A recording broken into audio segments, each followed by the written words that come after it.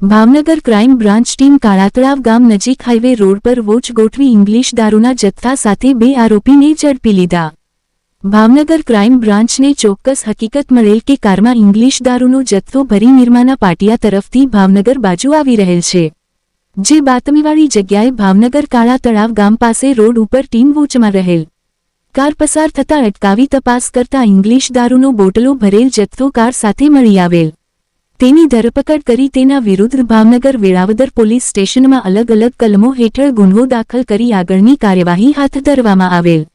ઝડપાયેલ આરોપીઓ જયંત ઉર્ફે જયલો અરવિંદભાઈ પટેલ રૂવાપરી રોડ ભાવનગર, પ્રકાશ ઉર્ફે ભૂરો વિનુભાઈ ચુડાસમા ખેડૂતવાસ ભાવનગર, પ્રવીણ ઉર્ફે પલ્લો જાદવભાઈ વાજા ભાવનગરવાળાને ઝડપી પાડવા તજવીજ હાથ ધરાઈ। 4,53,940નો મુદ્દામાલ કબજે કરાયો। રિપોર્ટ કમલેશ ઢાપા।